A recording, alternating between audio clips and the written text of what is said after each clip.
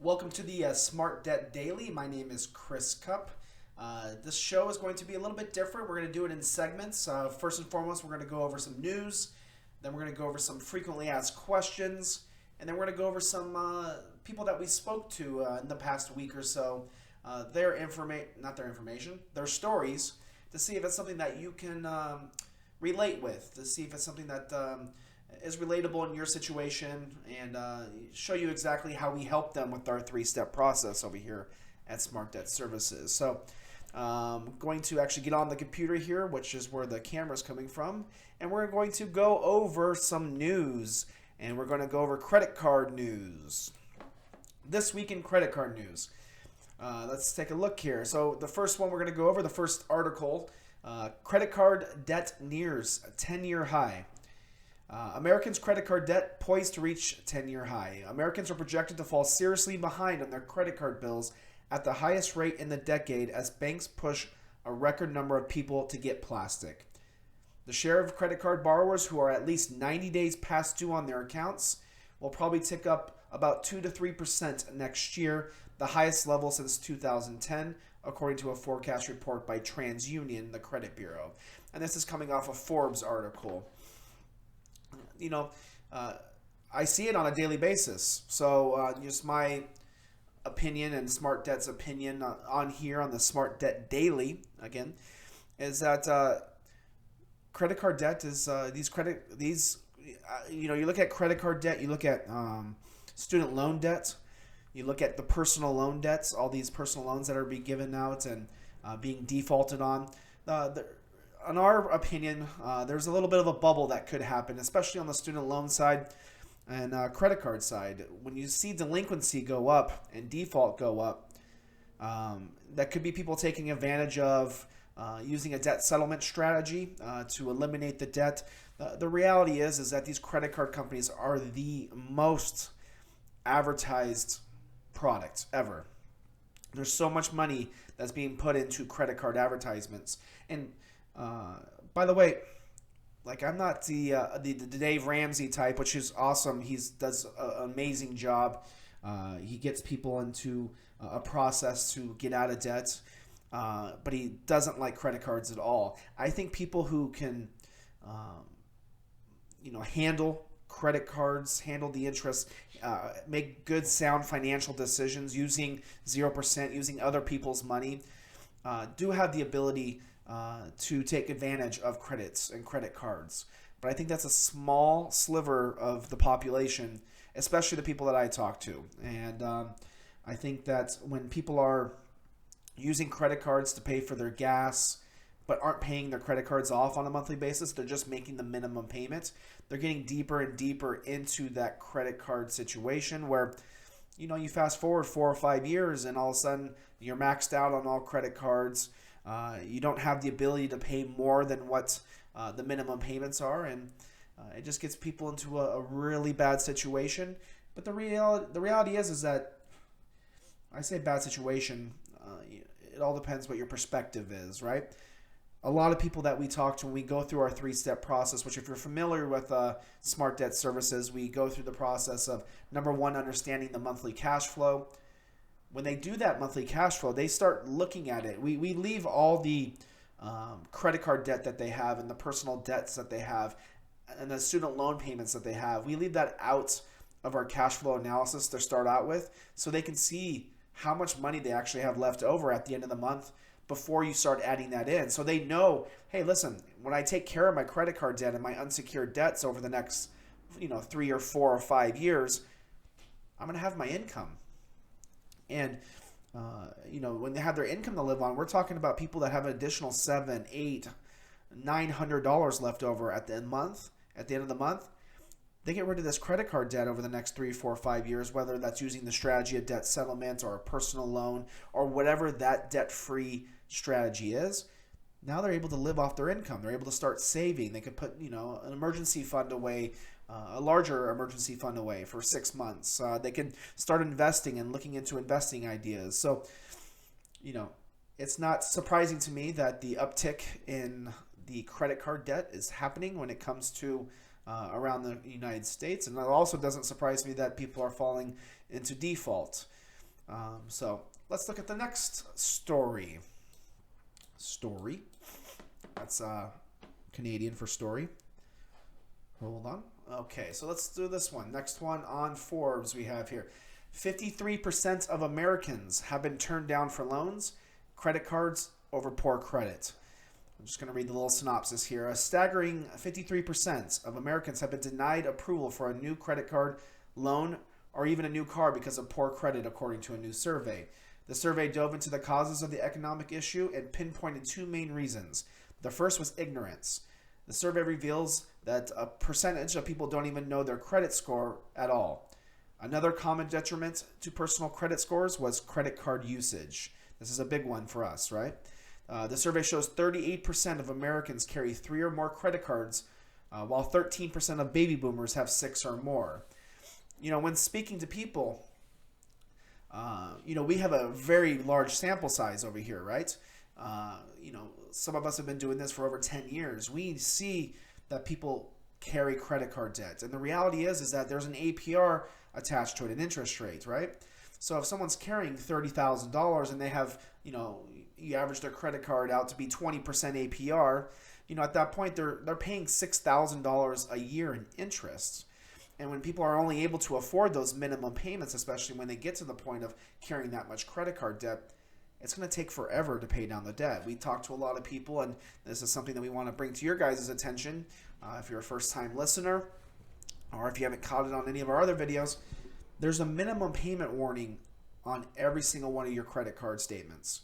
In that minimum payment warning, it shows you by making this minimum payment, it's going to take this long to pay off your credit card debt. Now, there are people out there that are listening, and there are people that we talk to that have the ability to pay more towards their debt. And anything above and beyond that minimum payment on a monthly basis goes towards the principal balance. So that's always the best way to actually pay off your credit card debt, if you have the ability to do that, right? But if you're stuck in a situation where you can only afford minimum payments, or you're barely affording minimum payments, we talk about 3 separate common scenarios of people who are in a financial hardship. Number 1, they don't have very much money left over after they're done paying their bills on a monthly basis. Number 2, they have no money in savings. And number 3, they don't foresee any increase in income, especially in the near future, right? If someone had the ability to make more income on a monthly basis, they probably would be doing it by right now, right? If everybody was able to make, more income on a monthly basis, everyone would be doing it. So you wouldn't even need to, have, you would want to follow certain, basics of personal finance, but the more money you make, the more you just pay off your debt, right? But what we're seeing on our side is a lot of people just don't have the ability to make more funds or make more money. Their expenses have gone up for some reason. That could be, loss of income. That could be something that happened. I can tell you this, and you guys may agree, maybe not agree, but I see it on a daily basis. I have people that make the same amount of money. They have very good jobs. People are making $120,000, $150,000 a year. But in that job or in that industry, they were making pretty much the same amount 10 years ago. So the wages haven't gone up a dramatic amount over the past 10 years. And again, that's a broad statement. This is just people that I'm talking to and people that we're talking to that we're doing our research on. But the wages haven't gone up tremendously, but the cost of living has gone up a lot. We're in California over here, and we just got down, I think we were like at $4.25 a gallon, right?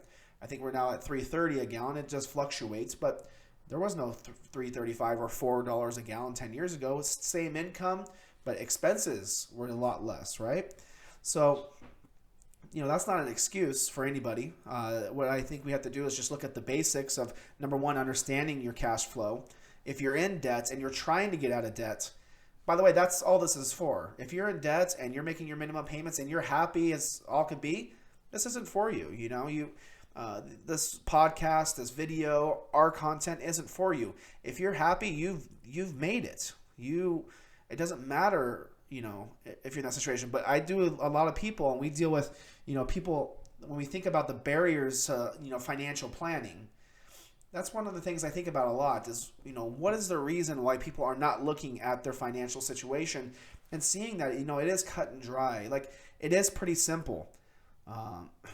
it's coming from me, it's a little bit different. I need to lose weight myself, but if I were to be talking to you about losing weight, there's two simple things. Number one, cut your calories, and number two, be a little more active, right? Work out and cut your calories. Same thing with your finances. Live within your means. Cut your expenses, so you can actually start, putting a plan together. And I think one of the major barriers to financial planning it's the vocabulary that people use. I try to, when I say vocabulary, I mean the vocabulary from people that are telling you what to do or how to do things, right? So I try to create that 3-step process of making it as simple as possible. Number one, understanding your monthly cash flow. By putting your expenses down and then seeing exactly how much money is coming in, you're able to see on a monthly basis how much you can afford to pay down your debt. Number two, picking your debt-free strategy. Debt-free strategy is simple. You're trying to become debt-free, so you're using a strategy. That strategy could be a personal loan. That strategy could be debt settlement. That strategy could be a bankruptcy if you're in that situation. That strategy could be debt management. That strategy, if you're a homeowner, could be a refinance, right? Or a home equity line of credit. Picking your debt-free strategy. Then it goes to number 3, executing and implementing that debt-free strategy, right?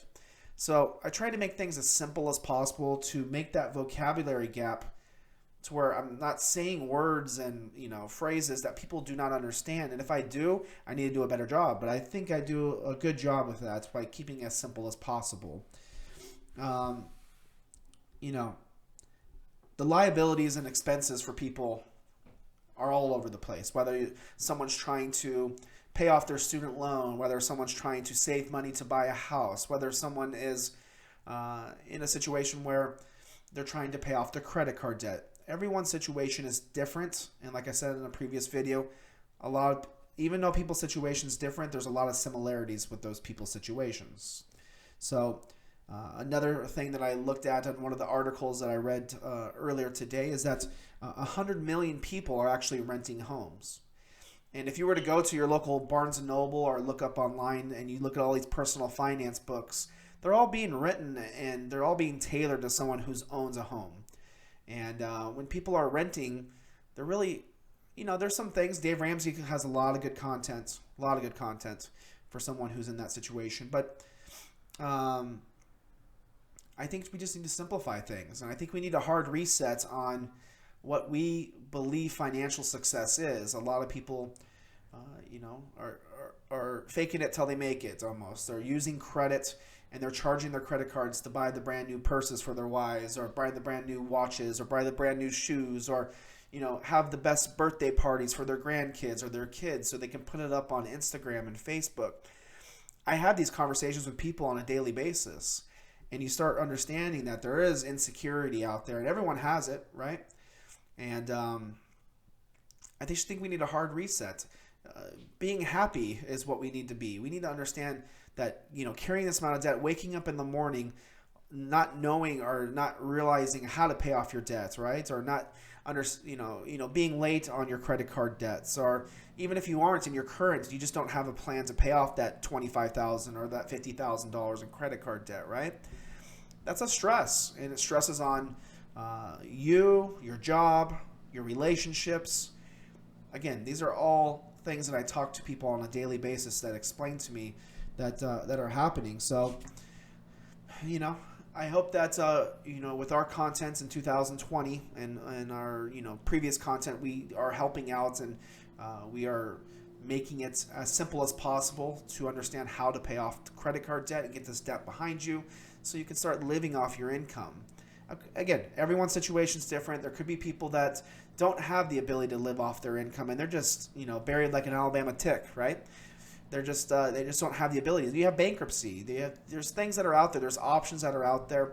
It's time to put the embarrassment behind us and move forward. Because I could tell you this: I talk to a lot of people who are in their 50s, a lot of people who are in their early 60s, a lot of people in their 60s and even early 70s. And me being 38, the one thing I hear is the regrets. I hear, why am I in this situation? And I look at my credit card statements and I see that's going to take me 20 years to pay off my debt. I'm going to be 90. I don't even know if I'll be around, right? These are the things that they're saying. And you think to yourself that people's inability to take the 2 steps backwards or the 3 steps backwards to move forward 3, 4, 5 steps, right? Just imagine if you had the choice, and there were pros and cons in every single situation, by the way. But if you had the choice of paying off your credit card debt in 3 or 4 or 5 years compared to 20 years, just a normal person's going to say 3 or 4 or 5 years, right? But then you start, understanding I got to get rid of my credit cards. I can't charge on them anymore. I have to update my spending habits. I got to do these little things.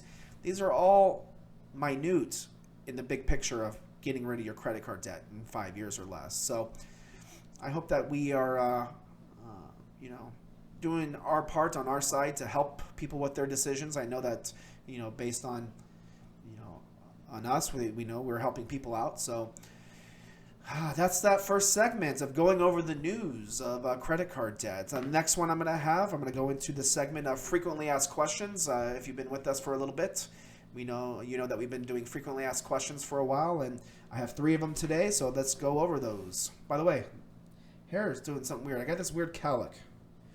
Got to fix that. I got to fix that one day.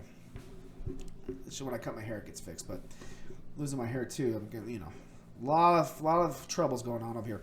The first question we have in frequently asked questions is, what options are available when I have a negative cash flow? So again, in that first step is understanding, what your expenses are. We have a video on it that talks about step 1. If you're on YouTube or you're on Facebook or Instagram, just look for step 1, understanding your cash flow or determining your cash flow, right?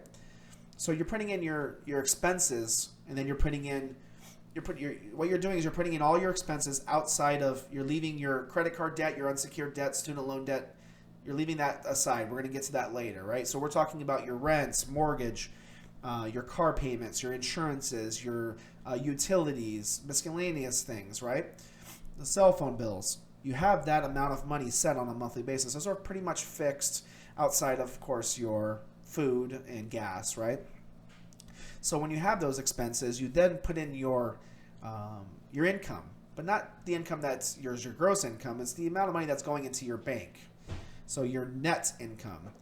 At that point, you're going to see how much money you have left over at the end of the month. Now, you can't get too excited about that because, of course, you have the credit card debts and the other debts that you have to add in. But the reason for that, like I said earlier, is to understand that once you actually get rid of the debt, that's your income that you're going to be able to live on.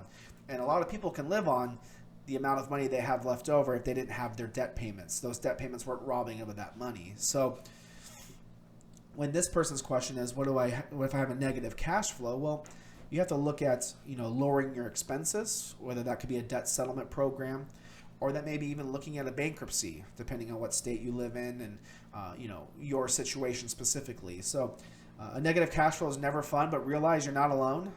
Your financial situation doesn't define you as a person. It's just the situation you're in right now. What can we do to actually get you out of that situation and get you, becoming happy again, right? That's the main goal at the end of this. It's all my focus for myself and my focus for everyone else is happiness. And I know that may sound cheesy to some people, but the reality is that I was something that I was thinking earlier. I had posted about my 18-year-old self. Like, I think that if I were to focus more on happiness and not money, I think, but again, all that stuff got me to where I am today. So I don't know. But just focus on happiness. And the negative cash flow, that's something that if you want to call back in, or if you talk to one of us, email us. I'm not sure where the question came from. We can definitely help you out with leading you in the right direction, the right path. So number 2, what is the difference between cash flow and a budget? We get this question often. I would say cash flow is like you're being you're intentional with where your money's going, right? So understanding where your cash flow is. A budget is at the start of the month, you're going back in time and seeing exactly. Listen, they're very similar, but I think the more the cash flow process is understanding, where that money can go to on a monthly basis to pay off the debt. Cash flow could be just a different phrase compared to budget. I don't like the word budget. A lot of people do. I think when you put yourself like diet and budget feel very similar. A lot of people don't like to stay on diets. I look at cash flow as a lifestyle. Let's up that cash flow. Let's be positive about it, right? There's probably a better answer for that, but as of right now, that's a good answer for me. So, frequently asked question number 3. How do I know how long it will take me to pay off my debt with minimum payments? That was a run-on sentence. How do I know how long it'll take me to pay off my debt with minimum payments? We kind of went over that earlier today. Just take a look at something from your actual credit cards. These credit card companies send you a statement. It'll tell you by making a minimum payment on this debt how long it's going to take to pay off. And people are floored when they see it. They don't realize that. I believe people don't realize that. I don't believe it. I know it. 25 years, 20 years, 30 years, 37 years, depending on how much you owe and what the interest rate is, right? So what I would do is just take a look, pull out one of your statements, and it'll say minimum payment warning. It'll say how long it will take to actually pay off that debt by just making the minimum payment. And it's a long time because it's compounding interest. It's not simple interest. It's not fixed. So those are the frequently asked questions. So this is kind of a new setup for us. We'll probably be expanding this as we go on. But this episode of Smart Debt Daily, there we go. We talked about the barriers of financial planning. We talked about some articles about credit card debts, and we know some frequently asked questions. If you have any frequently asked questions, feel free to send them to us. You can text us at 619-332-1019 with a question. You can email us. You can email me directly, chris@smartdebtservices.com. You can call in 619-9. I'm drawing a brain fade there. 933-9888. Is that right? I think that's right. If it's not, I'll put it into the just a little brain fade there. I just don't remember. But yeah. So I really appreciate you listening to this. I think this is going to be a better format where it's going to have some good things. If you have any input, feel free to leave us a message. Hope you guys have a great rest of your day. Talk to you guys soon.